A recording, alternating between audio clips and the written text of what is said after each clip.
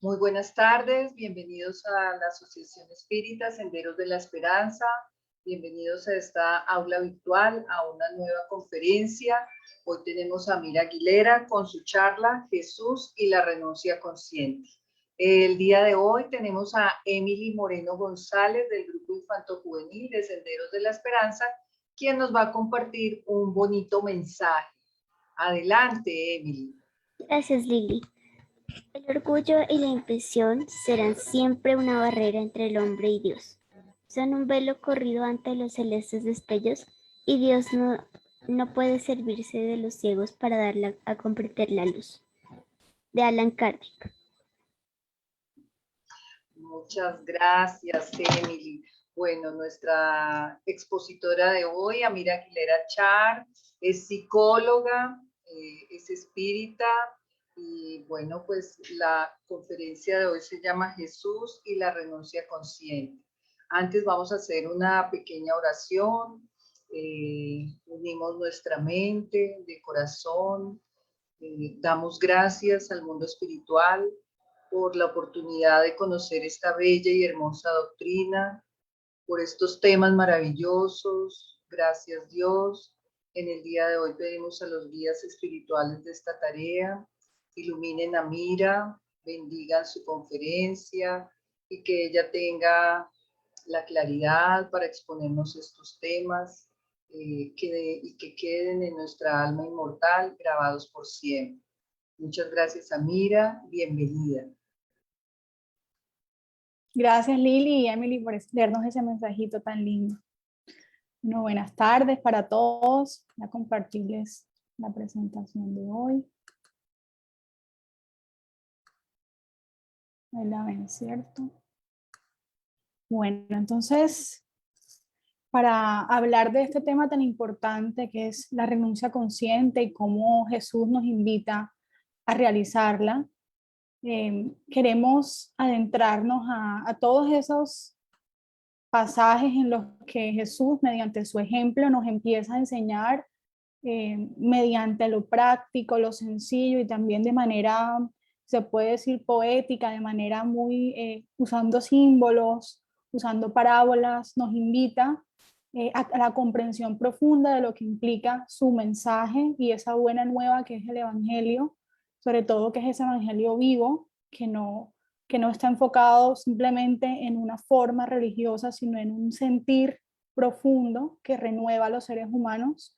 Entonces, cuando Jesús nos invita a la renuncia, en apartados de la Biblia, de Reina Valera, en Mateo 16:24, encontramos estas palabras del Maestro Jesús, que se llaman condiciones para seguir a Jesús. Entonces Jesús dijo a sus discípulos: si alguno quiere venir en pos de mí, niéguese a sí mismo y tome su cruz y sígame. Porque todo el que quiera salvar su vida la perderá, y todo el que pierda su vida por causa de mí la hallará. Porque ¿qué aprovechará el hombre si ganare todo el mundo y perdiere su alma? ¿O qué recompensa dará el hombre por su alma? Muchas veces las enseñanzas de Jesús han sido tomadas de manera literal. En otros momentos se entendió tomar la cruz como cuando él lo estaban martirizando en ese proceso, ¿no? Porque era, digamos que unas expresiones muy, muy primitivas de ese momento evolutivo, aunque todavía algunas de ellas están presentes. En algunos momentos hemos malentendido el tema de la renuncia como la aislación, el aislamiento de la sociedad, del intercambio con otros, ¿no? De esas vidas ascéticas.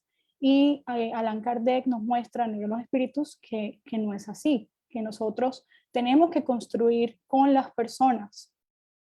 Entonces, ¿cómo entender por lo menos esta frase tan sencilla pero tan profunda?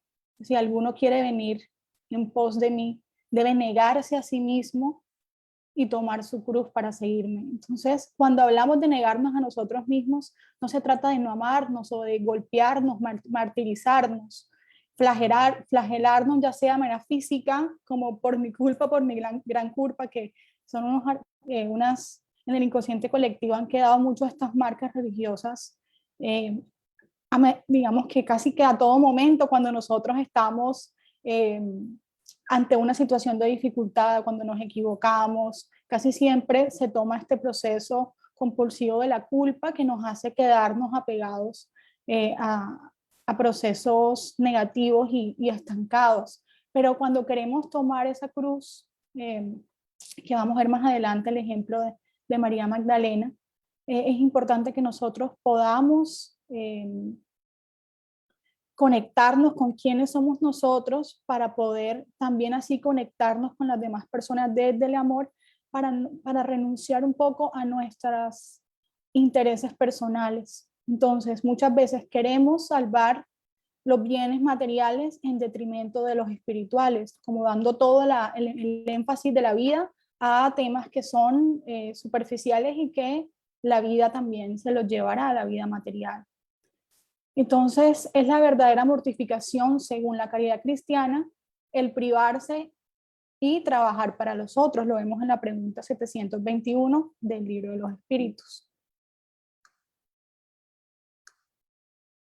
Entonces, para nosotros poder desarrollar este proceso de negarnos a nosotros mismos, que implicaría ir en detrimento de el personalismo, del egocentrismo, y poder desarrollarnos como seres trascendentes, el sello profundo, es importante que nosotros así nos podamos desarrollar esa autoidentificación y nuestra individuación por medio del trabajo personal, de la ley del trabajo. Por esto en la pregunta 893, Allan Kardec le pregunta a los espíritus, que es este consolador prometido que viene a explicarnos a profundidad estos mensajes que hasta el momento no habíamos tenido la capacidad ni moral ni intelectual adecuada para entender, pero que ahora estamos intentando acercarnos a ellos. Pregunta, ¿cuál es la más meritoria de las virtudes? Y responden que todas las virtudes tienen su mérito, porque en ellas todas son signos de progreso en el camino del bien, pero hay una que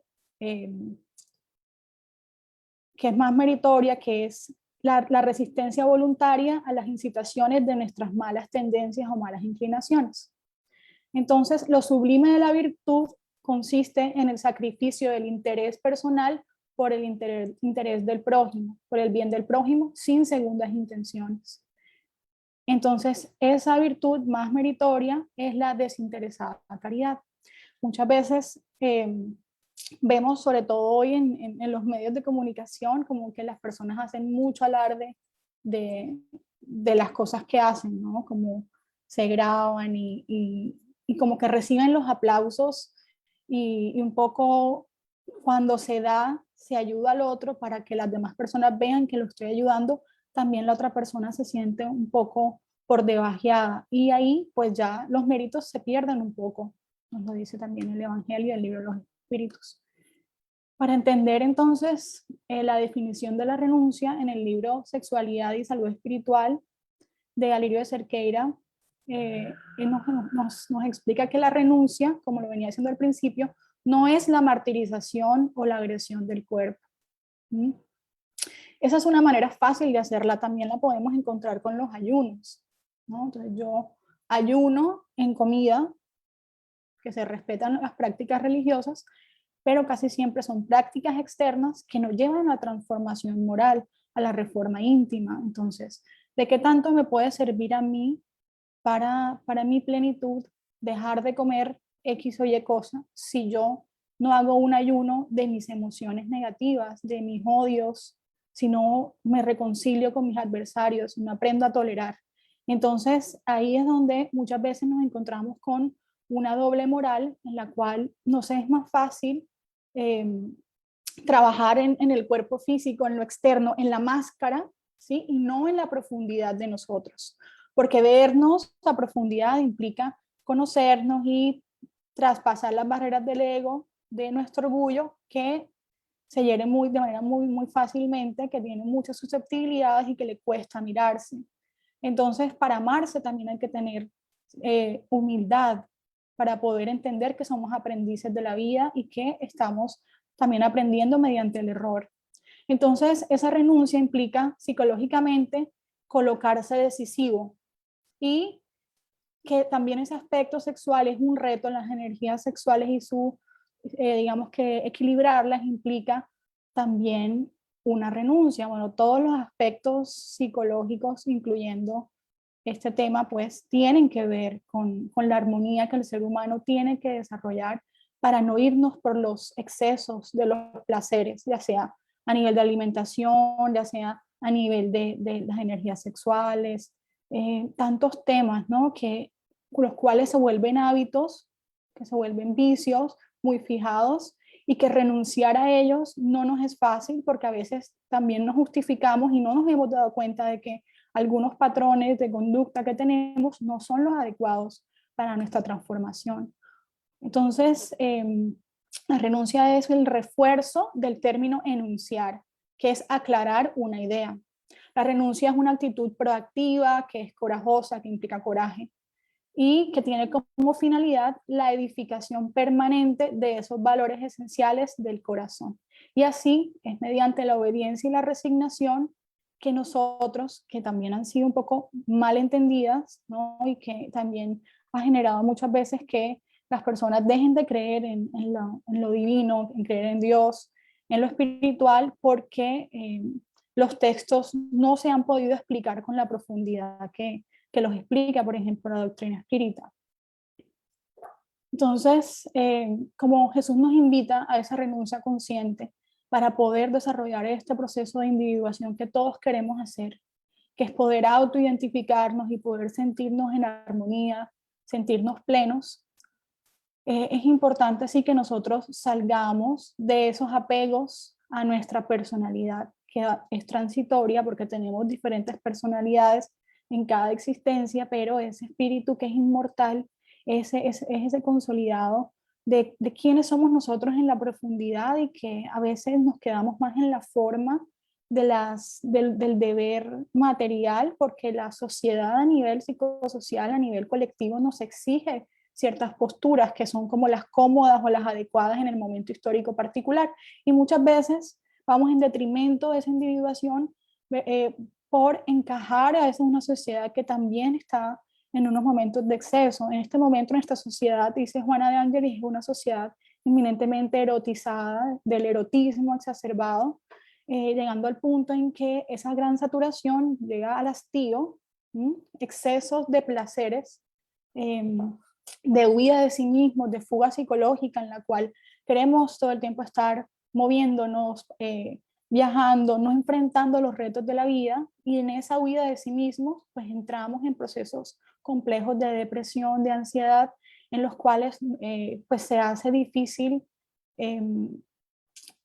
alcanzar ese equilibrio emocional o espiritual que necesitamos.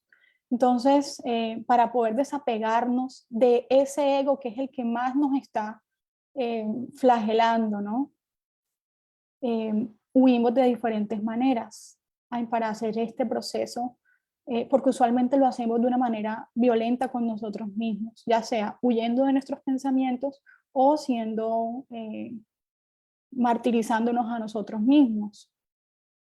Entonces, ese personalismo, desde esas experiencias y las relaciones que han ido cultivando una indiferencia moral ante nosotros y hacia los demás, debe traspasarse por medio de esa voluntad activa para que podamos actuar de manera responsable desde esas enseñanzas de Jesús. Así, la renuncia se relaciona con la abnegación de la que se habla en el Evangelio según el Espiritismo, que implica renunciar voluntariamente, o sea, de manera consciente y con voluntad a nuestros propios deseos, a nuestras pasiones o intereses en favor de otros. Así, nosotros debemos superar ese proceso en el que muchas veces estamos insertos del parecer, que está basado en ese personalismo, en ese ego, que es una postura egoísta, egoica, en la cual nos ponemos la máscara, ¿sí? Estamos en guerra íntima para mostrar socialmente lo que la gente quiere ver, o sonreímos o nos adaptamos a situaciones más, pero nuestro mundo interior se encuentra en grave conflicto. ¿no? En una guerra íntima que no estamos enfrentando, ¿sí? Y dice este texto de Viro Sequeira que ese proceso de transformación interior jamás va a surgir de una guerra íntima, es mediante esa reconciliación, mediante mi aceptación y el reconocimiento de quién soy, de que a pesar de que tengo limitaciones, es mejor ser auténticos y pues luchar por suavizarnos, por dulcificar nuestra alma y por trabajar activamente en esa abnegación para desapegarnos de ese egoísmo que nos hace sufrir. Si es el orgullo y el egoísmo las dos plagas de la humanidad, pues es mediante la renuncia y la abnegación que nosotros podemos lograr esa pacificación interior gradualmente, ¿no? Y así poder desarrollar nuestra espiritualidad eh, para desapegarnos de los procesos del materialismo que también de manera a veces inconsciente están insertos en nosotros. Entonces, todo esto nos lleva a un énfasis hacia esos valores que serán edificados en el corazón y por ende debemos elegir entre la humildad, desarrollar la humildad de manera consciente, con la voluntad, versus la vanidad. Nosotros tenemos como varios niveles, tenemos varias capitas y casi siempre tendemos a engañarnos. Entonces decimos, no, yo no tengo vanidad, pero si yo de pronto me pongo a pensar en el día, en las diferentes situaciones en las cuales cuando a mí alguien me ataca o me busca herir, yo respondo, ¿sí? Entonces me doy cuenta de que falta trabajar la humildad. Entonces basta con tener la mirada más activa para observarnos en el día a día, para darnos cuenta por dónde hay que trabajar. El problema es que cuando lo hacemos desde el autodesprecio, desde el maltrato, pues nosotros no nos vamos a poder conocer para cambiar. Entonces, una clave sería, si yo estoy señalando demasiado el error en el otro, no estoy siendo indulgente, pues seguramente yo tampoco estoy siendo indulgente conmigo misma. Es diferente ser indulgente a uno no reconocerse, porque uno sabe que es imperfecto, que tiene defectos. ¿Cómo puedo mejorar si no reconozco mis defectos? Pero también debo enfocarme sobre todo en las virtudes que ya tengo y desarrollarlas, ¿no? Para no quedarme tampoco en el extremo del autoflagelarme de manera psicológica. Asimismo, desarrollar la fraternidad, el perdón, sobre todo con las personas más cercanas a nosotros, con nosotros mismos también, y así poder desarrollar ese discernimiento tan fundamental para que los objetivos de la existencia no se desdibujen, no los perdamos. Entonces, esos deberes que tenemos desde los más pequeños hasta los más complejos, debemos desarrollarlos, abordarlos como deben ser. Entonces, esta renuncia no implica el desprecio ni el abandono por la vida del mundo, sino la valorización de esas cuestiones que son espirituales y permanentes que sí nos vamos a llevar, que es lo que cuando hablamos del mundo espiritual nos sentiremos orgullosos de que conquistamos al menos un poco alguna virtud. Así, para que seamos más conscientes de que este mundo es transitorio y que el sentido de la vida está en tomar conciencia de las leyes divinas que están inscritas en nuestra conciencia, como esos aprendices que queremos ser del Maestro Jesús. Entonces, para desarrollar el discernimiento, nos convida a enunciarnos al amor, elegirlo por medio de nuestra conducta y no solamente con la intención. Así es fundamental que nosotros podamos discernir con la razón y el corazón lo que yo puedo y debo hacer de aquello que puedo, más no debo hacer. Hay muchas cosas que de pronto me gustan hacer. De pronto a mí me gusta comer en exceso, me gusta dormir en exceso, que también son rasgos ahí de egoísmo, ¿no? Y que también me termino yo haciendo daño con cualquiera de esos placeres en exceso, ¿no? Porque una cosa es alimentarse y otra cosa ya es la gula. Entonces, es importante que nosotros veamos qué otro tipo de palabras o de pensamientos estoy yo teniendo en el día por los cuales, pues, aunque de pronto me gusta echar el chisme, me gusta hablar de esto, me gusta recalcar lo malo en el otro, o quejarme de esto, me doy cuenta de que esto me hace daño, que también me impide a mí sentirme en armonía y que debo empezar a soltar y a desapegarme, a renunciar a esos hábitos que son dañinos, que claro, vienen siendo desarrollados por tanto tiempo que a veces necesito mucha voluntad, repetir una y otra vez el ejercicio hasta que ya sea más natural, ¿sí? Hasta que ya esté más instaurado en mi mente y en mi corazón, porque la ley del trabajo es fundamental. No vamos a progresar de un momento para otro sin trabajar, tenemos que persistir, ¿no? Y esos efectos inmediatos de ese esfuerzo para ser más virtuosos hace que tengamos una vida más suave y leve para conectar nuestra fuerza de voluntad con la voluntad divina. Y ahí la oración también sirve mucho y obviamente pues organizarnos, disciplinarnos. También ahí es importante equilibrar las energías sexuales, la sexualidad saludable, que es uno de los escollos de la humanidad, pero que es una energía fundamental que tenemos que utilizar también en función, sublimarla en función de la práctica de las virtudes, ¿no? Para que podamos también desarrollar nuestra felicidad y no solamente momentos fugaces de placer egoico, que nos pueden terminar llevando cuando son mal utilizados, porque si no nos educamos, no es reprimir, la renuncia no implica reprimir, ¿no? Porque el sexo también hace parte de la vida, está de la naturaleza, las plantas se reproducen, el universo todo el tiempo está en creación y es fundamental. El problema es cuando nos quedamos solamente en la repetición compulsiva de placeres que no son saludables y cuando el amor no concursa allí. Esto nos puede llevar al dolor y al sufrimiento después de un placer que es enfermizo, ¿no? Por eso es importante tener una actitud que sea autoamorosa para desarrollar esas virtudes que tornen nuestra vida más armoniosa y así poder desarrollar un estado de gratitud para que vivamos con la alegría, esa alegría interior, entregándonos con fe y conscientemente a las leyes divinas.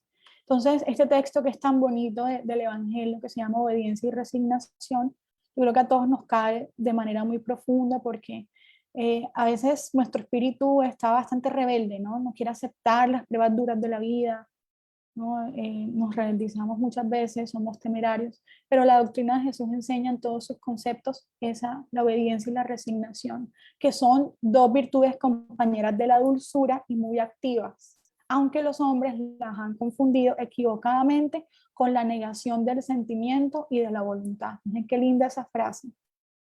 Históricamente las religiones han confundido esas virtudes activas, conscientes, decididas, con la negación del sentimiento y de la voluntad. La obediencia es el consentimiento de la razón y la resignación es el consentimiento del corazón. Y ambas son fuerzas activas porque cargan el fardo de las pruebas que la insensata rebeldía dejó caer. Por eso el cobarde no puede ser resignado de la misma manera que el orgulloso y el egoísta no pueden ser obedientes. Jesús fue la encarnación de esas virtudes que la antigüedad materialista despreció y todavía, ¿no? Porque han sido malentendidas. Él vino en el momento en que la sociedad romana perecía en los estertores de la corrupción. Vino a hacer que brillasen en el seno de la humanidad agobiada los triunfos del sacrificio y de la renuncia carnal. Que muchas personas pensaron, incluso en ese momento sus discípulos, como, ay, Jesús nos abandonó, Él fue el vencido, pero el tiempo ha mostrado la paciencia que él fue el vencedor, que aceptó el momento histórico, las limitaciones aceptó su cruz, esa experiencia que él debía, aunque no debía nada diferencia de nosotros, que tenemos mucho por expiar, tenemos mucho por resarcir, por reparar. Él no tenía nada que reparar porque ya era un espíritu de bien, de luz, sí, ya era un espíritu puro. Pero con todo y eso, él asumió con mucho amor, sacrificio, con renuncia, cada uno de los dolores que para él eran más pequeñitos, eran más insignificantes porque tenía una elevación espiritual que no estaba tan conectado con el dolor y que también a veces las religiones lo ven a él siempre muy fijado en la cruz con el dolor, pero que para él el dolor fue muy pequeño en comparación con el mensaje de amor que él viene a traer.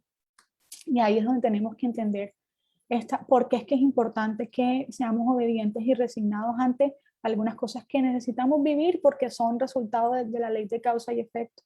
Entonces dice el texto, Cada época lleva pues el sello de la virtud que habrá de salvarla o el vicio que determinará su fracaso.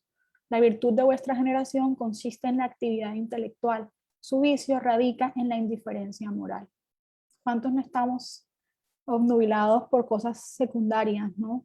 Materiales, y sufrimos a veces también? Y ahí hay que volver a elevar el pensamiento y conectarnos otra vez con el objetivo último de nuestra existencia, porque esas dificultades socioeconómicas, personales van a pasar y el tiempo equilibra todas las cosas. Dicen, someteos al impulso que venimos a dar a vuestros espíritus, obedeced a la gran ley del progreso, que es la palabra de vuestra generación. Desdichado el espíritu perezoso que cierra su entendimiento. Ay de él, porque nosotros, que somos los guías de la humanidad en marcha, lo fustigaremos y forzaremos su voluntad rebelde, por medio del doble efecto del freno y la espuela. Toda resistencia orgullosa habrá de ceder tarde o temprano, porque la ley del progreso nadie la puede parar. La persona puede no querer, ese espíritu puede estar resabiado, pero llega un punto en el que Dios es tanto amor que le da compulsivamente la oportunidad de volver a reencarnado, de volver a enfrentarse con esa prueba o esa expiación para que pueda también, por mediante su esfuerzo y su renuncia, su resignación, poder madurar psicológicamente. Por ende, el punto de vista ahí es importante. Bienaventurados, entre tanto, los que son mansos, porque prestarán oídos dóciles a las enseñanzas. Dice Lázaro, París, 1863, en Bienaventurados los que son mansos y pacíficos. Entonces, cuando entendemos esas palabras, bienaventurados los que son mansos, porque ellos poseerán la tierra, puesto que él mismo ha recomendado a los hombres que renunciaran a los bienes de este mundo y les ha prometido los del cielo. Entonces, ¿qué nos dice? ¿Cuál es la explicación que nos dan los espíritus? Que mientras el hombre aguarda los bienes del cielo, tiene necesidad de los de la tierra para vivir. Jesús solo recomienda que no atribuya a estos últimos, o sea, a los de la tierra, más importancia que a los primeros. Cuando la humanidad se someta a la ley del amor y de caridad, ya no habrá egoísmo. El débil y el pacífico ya no serán explotados ni pisoteados por el fuerte y el violento. Entonces, en lo profundo de nuestra conciencia, entendemos de que las vicisitudes que pasamos son experiencias necesarias para el progreso, que no son castigos. A veces nos rebeldizamos porque a veces sentimos que es injusto y realmente no somos víctimas, es la oportunidad. Y ahí recordar a nuestro Jesús que con tanta serenidad y también estoicismo sobrellevó las experiencias, algunas de ellas duras, pero siempre el amor es el que perduraba. Para que nosotros podamos progresar, para que podamos trascender. Aquí queremos traer el ejemplo de María de Magdalena o María de Magdala, que ese es el ejemplo de la mayor revolución moral que nos dan las páginas del texto bíblico. ¿Por qué? Porque, bueno, vemos muchos ejemplos, ¿no?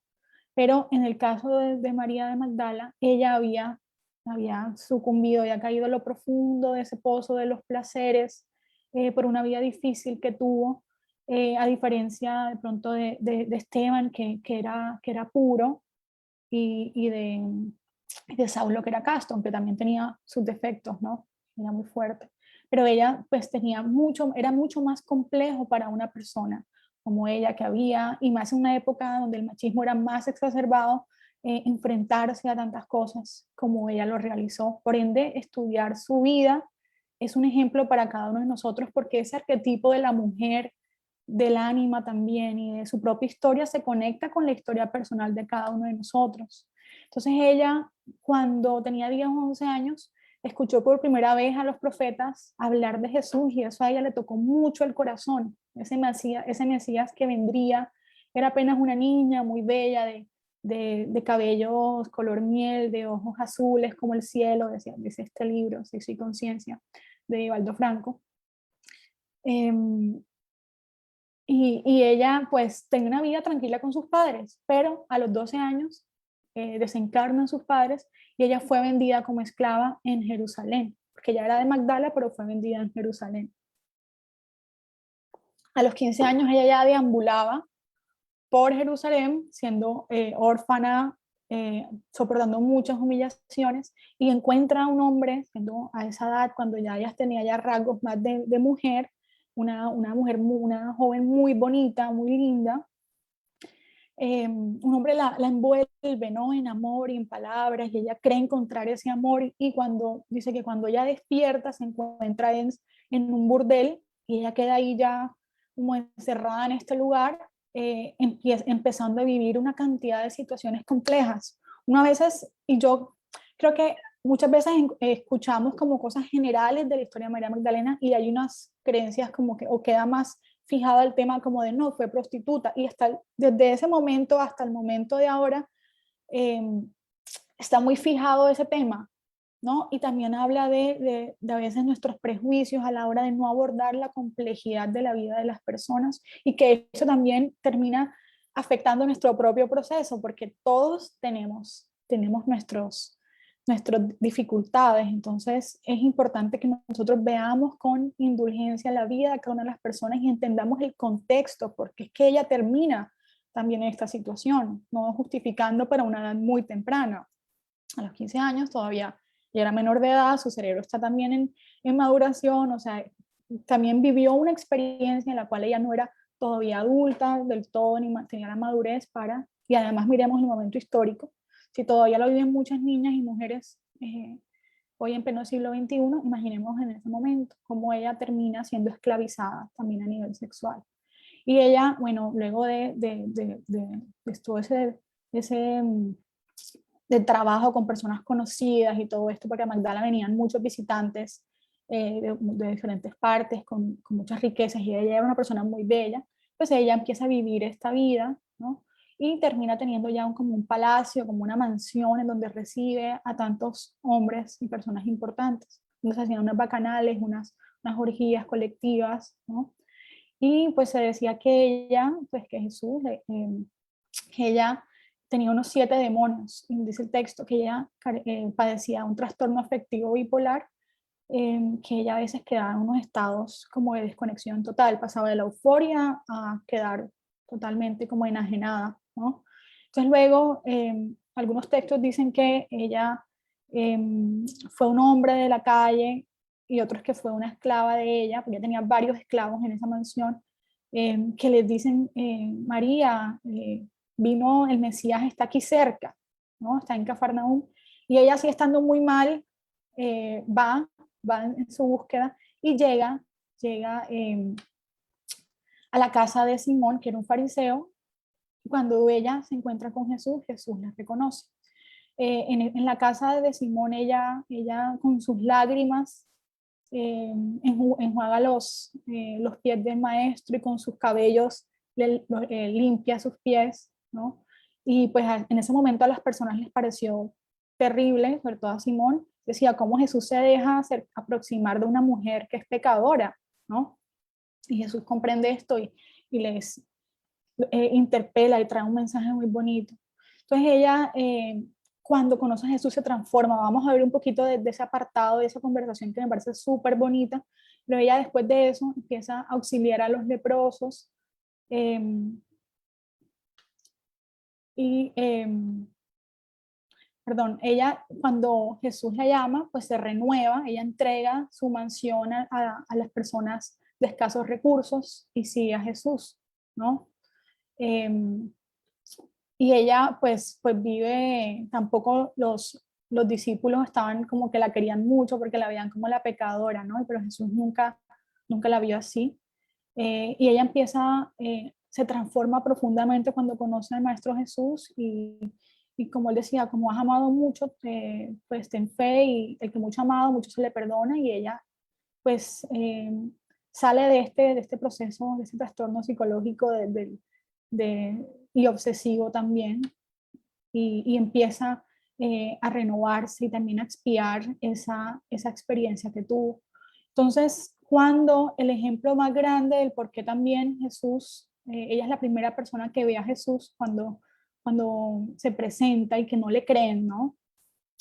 Era porque también ella tenía los méritos, porque a pesar de su situación tan compleja, ella se entrega a la renovación completa. y que no importan tanto las experiencias previas que ella tuvo, sino las ganas que ella tenía, su convicción y los esfuerzos que estaba poniendo en la hora para transformarse. Entonces, ella, cuando ya el Maestro Jesús desencarna, ella queda sola por varios años, como unos 30 años, y ella queda trabajando, auxiliando a leprosos, aunque le impactaba mucho, fueron los únicos que la recibieron y ella los auxilia y desencarna de lepra, ¿no?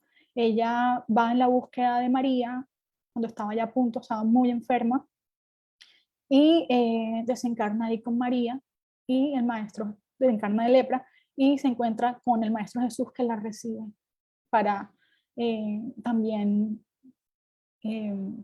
pues, después como va a tener esa gratificación de esa expiación que ella también tuvo en vida, ¿no?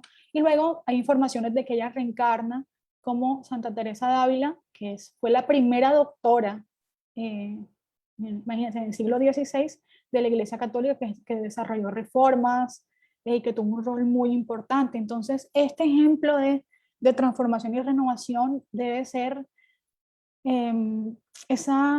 ese estímulo para que nosotros también podamos sublimarnos, desapegarnos de nuestros defectos, que no importa cuál ha sido nuestra historia, lo que hemos sufrido, porque el mensaje espírita es de transformación, es de renovación, es del perdón, y esa luz del conocimiento debe llevarnos a ser más coherentes, aunque tengamos altibajos, porque somos seres en proceso de aprendizaje, siempre volver a pararnos para continuar, así como lo hizo María Magdalena, ¿no? Y poder poco a poco desarrollar ese ser integral profundo que queremos, ¿no? Para poder sanarnos, para que el Maestro Jesús pueda tocar nuestros corazones y sanarnos, para seguir trabajando activamente para nuestro mejoramiento, mediante todo el trabajo que podamos hacer con la renuncia, tal cual como lo hizo María de Magdala.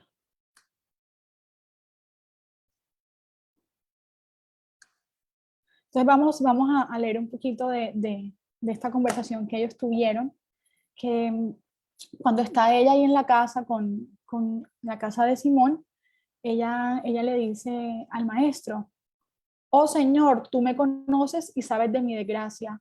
Y Jesús le dice: María, no te preocupes de eso. Ella le dice: mas mi vida es un flagelo, no tengo razón para vivir. Ah, siempre tenemos razón para vivir. Mas Señor, yo vivo en un burdel. Un burdel también es un hogar, María, y todos tenemos derecho a un hogar. Sin embargo, en el burdel soy la mercadería. De hecho, sería preferible que en lugar de estar expuesta, tú estuvieses compuesta, que en vez de que dos hombres te buscaran para el comercio de la ilusión, tú te transformaras en una realidad de paz. Yo soy una dama de ilusión y soy toda podredumbre. Oh María, todas las experiencias de la vida son siempre transitorias. Tú nunca viste los muros viejos y abandonados, ennegrecidos por el tiempo cuando llegan las brisas de la primavera risueña. Ellos reverdecen y desabrochan suavemente en flores pequeñas. Tú nunca viste los pantanos sobre el camino de drenaje transformarse en jardines de belleza incomparable. Tú nunca viste el desierto trabajado con ternura convertirse en pomar generoso. Así es que todo aquel que se acerca al reino de Dios, no digas que tú eres una persona condenada al sufrimiento y al dolor, porque para el corazón de mi Padre todas las criaturas merecen amor. ¿Qué debería hacer entonces, Señor? Y él responde: deberás amar. Ah, pobre de mí, he sido usada y lo odio. Estuve con muchos hombres en mi lecho y nunca encontré el amor. No, María, no me refiero a ese tipo de amor. Deberás amar a tus hijos. ¿Hijos? Mas yo no lo poseo, soy una mujer infeliz. Tuve el vientre atravesado 1000 veces y nunca tuve la honra de ser madre. No me refiero a ese tipo de maternidad. La mujer que tiene un hijo posee ciertamente un deber con él. Con todo, hay mujeres que generan la vida en el propio vientre y que matan a sus hijos al nacer. Hay otras que abandonan a sus hijos para morir en la carretera, lo que las serpientes no hacen. Cuando te digo que ames a tus hijos, no me refiero a los hijos de tu propia carne. Deseo referirme al amor entre los hijos que no tienen madres y madres que no tienen hijos, como aquellas mujeres que hicieron la misma opción que tú elegiste y que se encuentran envueltas en el equívoco a que se entregan. Ama a esas mujeres que son despreciadas, que sufren persecución y son maldecidas, ya que ellas vendieron el cuerpo y el alma y no cuentan con nadie. Acuérdate de los pequeñitos que fueron abandonados y necesitan de cariño, que tienen sed de ternura. Esos son los que serán tus hijos. Tórnate madre de todos ellos. Amar al hijo de la propia carne es un deber impuesto por la vida, mas amar a aquel que es de otra carne es una oferta del amor de Dios. Por eso, cuando yo te digo que ames a los que no tienen amor, es para que el muro viejo de tus desencantos reverdezca y florezcan las flores de tu afectividad, que están aplastadas en la tristeza. Miren que ahí él está hablando del hombre viejo, de la mujer vieja, ¿no? Que está aplastada por la tristeza, que debe reverdecer, y en eso estamos intentando nosotros, ¿no? Él le dice, maestro, yo quiero seguirte. Sí, María, mas es necesario un gran sacrificio para que me sigas. Solamente recibe un gran premio quien hace una elevada inversión. Si deseas seguirme, tendrás que renunciar a todas las cosas de la tierra para que disfrutases de las excelencias de aquellas que son de Dios. Señor, yo te daré mi vida hoy si es necesario. Yo acepto, no ahora, María, es muy pronto. Es muy fácil dar la vida sin que eso represente el cumplimiento de un compromiso mayor. Morir es simple, significa apenas la falta de aire en el pecho y el tránsito para otra realidad. Si pretendes darme tu vida, yo iré a pedirla, no para una muerte repentina e ir más para una demorada agonía. Morirás a cada día y en todas las noches, a cada hora y en todo lugar, ejemplificando la renuncia, la abnegación y el coraje delante del sufrimiento. Esta es la muerte más difícil y es exactamente a la que te pregunto. Yo te conozco desde mucho antes y espero que estés conmigo mucho después de ahora. Ve, María, un día yo te tomaré el alma en mis manos. Un día que no está muy lejos, yo te pediré la vida. Y él le dice, yo estaré contigo, sacrifícate y ama. Él le dice, perdón, yo estaré contigo, sacrifícate y ama a fin de que puedas pasar por la puerta estrecha. Nada temas y cree siempre, vete en paz. Entonces, aquí en esa imagen del fondo donde vemos la puerta estrecha, ahí es fundamental que nosotros pensemos cuáles son las puertas de las experiencias que la vida nos está poniendo y por cuáles estamos transitando. ¿Cuál es esa puerta que nos está haciendo repetitiva, con las cuales estamos aferrados, entramos y salimos en un ir y venir de experiencias compulsivas que no reconocemos, que no reflexionamos? Por esto es muy importante que nosotros todas las noches, como lo dicen en el libro de Espíritus, en la pregunta 919, hagamos esa introspección, ¿sí? Para conocernos a nosotros mismos y darnos cuenta cómo está transitando el día, cada día, ¿no?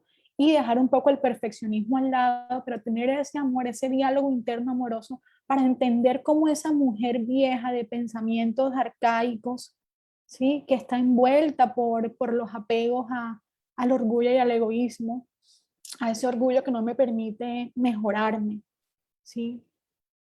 Cuando Jesús dice, vete y deja de pecar, es importante que nosotros tengamos la convicción del ser espíritas y poder con nuestro corazón conectarnos con esa renuncia de nosotros mismos, de esas situaciones que nos hacen sufrir, con la abnegación que comprende, porque este Consolador prometido nos permite tener el coraje que no implica, que no es temeridad, ¿no? Sino tener la fortaleza para nosotros entender de que toda experiencia que vivimos tiene un sentido, tiene un propósito y que es necesaria para nuestro desarrollo, que no es injusta porque Dios es amor.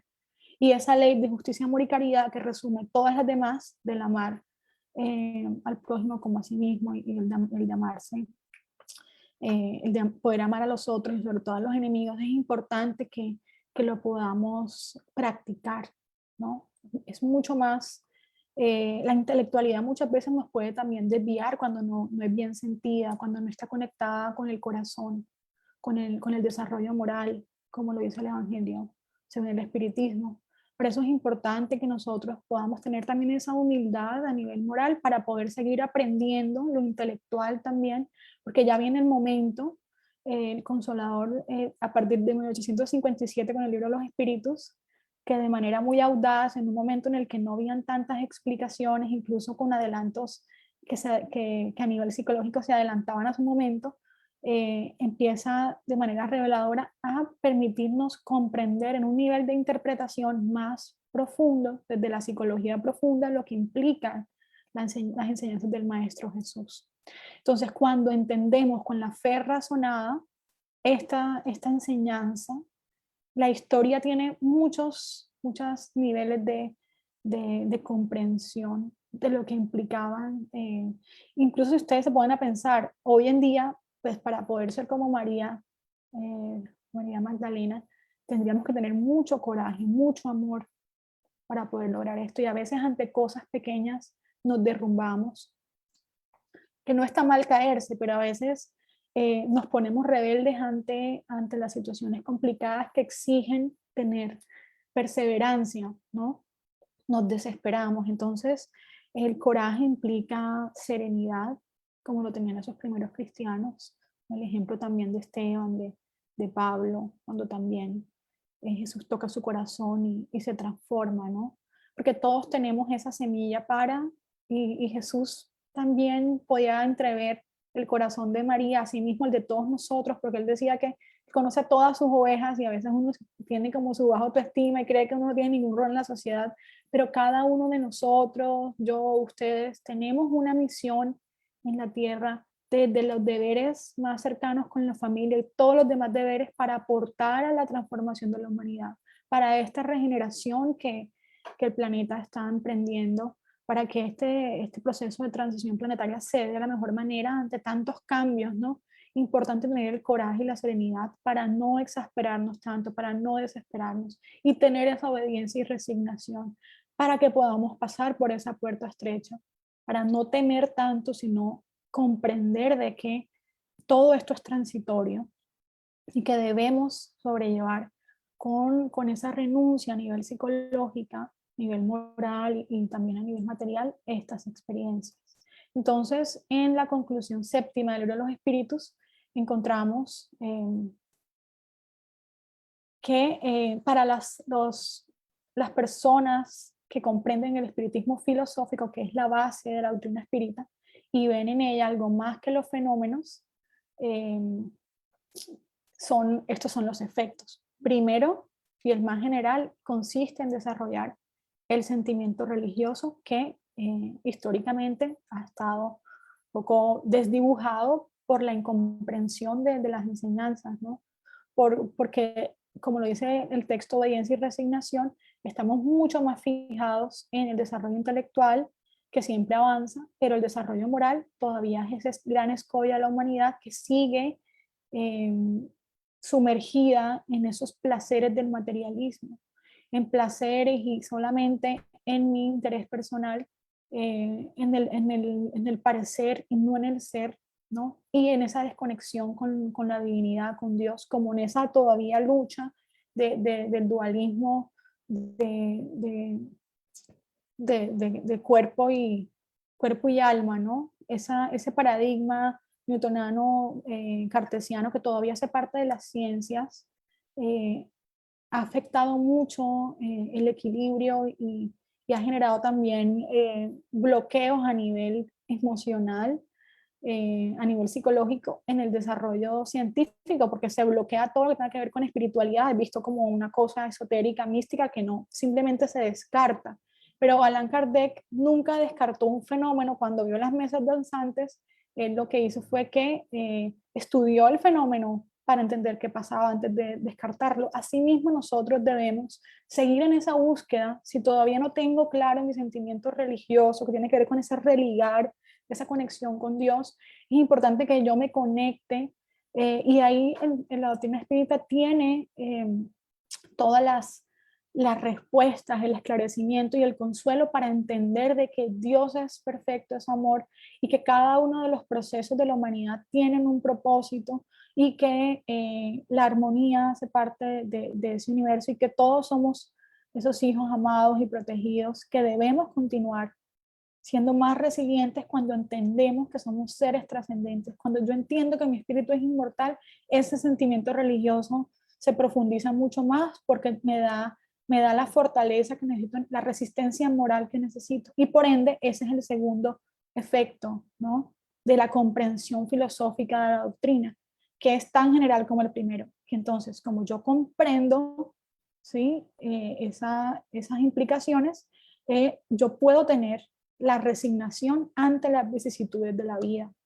¿Sí? Es importante tener resignación ante lo que no puedo cambiar, esforzarme con todas mis energías en lo que sí puedo transformar, pero tener también la sabiduría para saber que algunas cosas no dependen de mí, que muchas veces los movimientos sociales son como hay creencias, como todo lo que quieres lo puedes tener, pero no todo lo necesito, no todo lo que quiero tener es bueno para mí.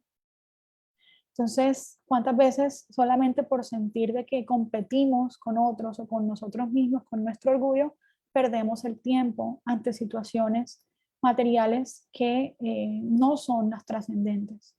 Entonces, poder que tú puedas sobrellevar con resignación ese problema, esa vicisitud que estás teniendo ahora, que sientes que no hay consuelo, porque todos hemos tenido altibajos en la vida, hay momentos difíciles en los que uno se siente mal, a veces como que nadie lo quiere, como abandonado. Siempre cuando uno espera un poquito más, una persona viene y te ayuda, la situación mejora. Entonces es importante en ese momento difícil, cuando viene la tempestad o está la tormenta, es porque va a amanecer y hay que poder llevar con esa resignación activa, no pasiva, que ya sabemos que la obediencia es el consentimiento de la razón y la resignación el consentimiento del corazón, porque mi corazón a nivel moral entiende de manera activa de que eso que estoy viviendo va a pulirme como ese diamante en bruto que necesita aprender a tener esa madurez psicológica, porque si yo no enfrento esos desafíos de la vida que tengo ahora,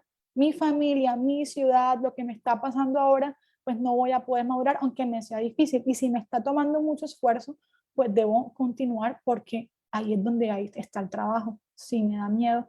Entonces la opción no es la apatía.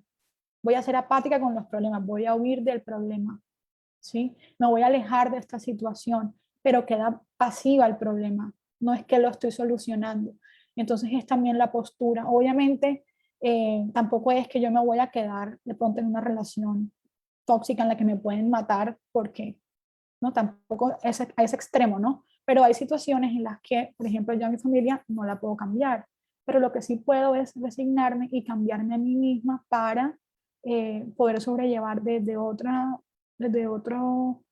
panorama, mirando un poco más el horizonte de esas experiencias más largas en donde también yo he cultivado estas situaciones y que si hoy en día está lloviendo muy fuerte, luego, de todas maneras, la tierra va a absorber esa agua en exceso y va a florecer la planta. Entonces, es importante que miremos con más aprecio esa dificultad para que nosotros podamos estar también en equilibrio y con esa alegría de la vida, aunque a veces hayan problemas. Ese tercer efecto consiste en inspirar la indulgencia para con los defectos ajenos. Por eso la abnegación de la personalidad es el signo más eminente de progreso. Nos lo dice los espíritus y Allan Kardec nos organiza las conclusiones. Por ende es muy importante que nosotros podamos ser más abnegados de nuestra personalidad para poder progresar y enfocar nuestras energías mucho más en los otros. Y esto no es abandonarnos a nosotros mismos, ni a no amarnos o a no cuidarnos, ¿no? Porque todo es el camino del medio, la puerta estrecha es siempre el equilibrio, no es irme a que ya me abandoné del todo y yo me descuidé y me eché a la pena o ya no me cuido, ya no me arreglo, ya no pongo límites, no, es poder renunciar a todos esos excesos para que nosotros podamos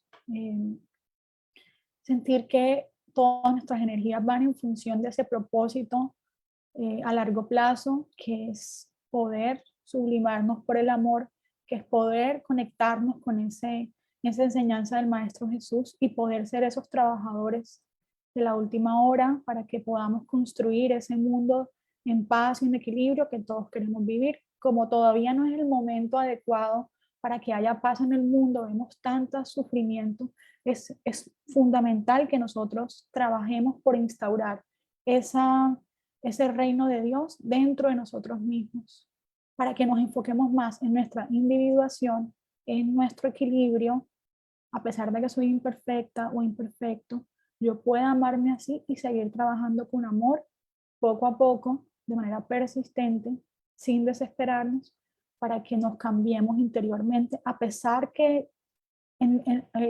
lo exterior a nosotros esté complicado, porque entendemos de que todas estas vicisitudes son transitorias y que el amor es el que perdura, que así como Jesús venció, también nosotros desde el corazón, desde nuestra razón, podamos vencer las situaciones y poder pararnos en la cima de la montaña y ver nuestras experiencias desde un lugar más alto, un punto de vista más amplio, para poder tener el equilibrio necesario para sobrellevar cada uno de los retos y desafíos de la existencia.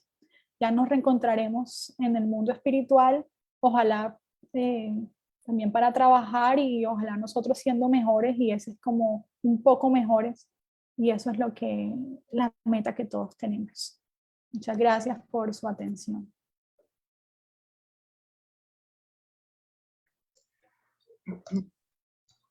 Bueno, Amira, muchísimas gracias por esta bella charla, por tantas enseñanzas, por compartir tu conocimiento. Aquí te dan mucho las gracias, no vemos preguntas, pero hemos tenido más de 40 conectados en vivo, desde Bogotá, Mosquera, Facatativá, Zipaquirá, desde Cali, Barranquilla, Cartagena, Santa Marta, Ibagué, Bucaramanga, desde Argentina te saludan, Guayaquil, Nueva York, Estados Unidos, en Lima, Perú, Santiago de Chile, en Venezuela. Aquí Augusto Prada desde Restrepo Meta dice que pues te da las gracias y dice que estos cambios son los que necesitamos porque nos ayudan en la vía a conocernos a nosotros mismos. Y conferencias como estas son muy importantes para tenerlas en cuenta. Entonces, pues, muchísimas gracias. Gracias, Lili. A todos los conectados, pues muchas gracias. Los esperamos en esta aula virtual el próximo sábado a las 4 de la tarde con nuestro conferencista, el señor José García, desde Brasil. Sean todos bienvenidos y gracias por acompañarnos. Muy buena tarde para todos. Gracias. Chao, un abrazo. Gracias, Amira. Chao.